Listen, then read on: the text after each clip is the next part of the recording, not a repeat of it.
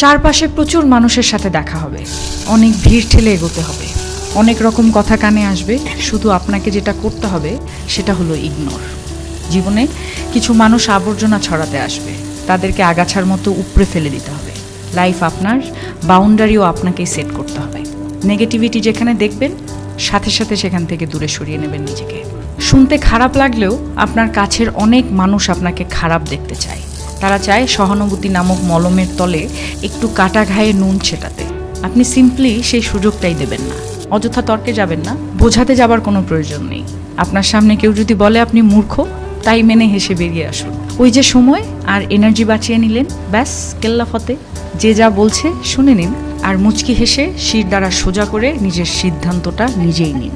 যারা নিজের সিদ্ধান্ত নিজে নিতে পারে তারা আসলে জীবন চেনে, বোঝে। আপনাকে নিয়ে যখন বাকিরা সমালোচনা করতে ব্যস্ত থাকবে, আপনি ঠিক সেই সময়ে গাছ লাগান, ঘুরে আসুন, রং তুলি নিয়ে মনের মতো ক্যানভাস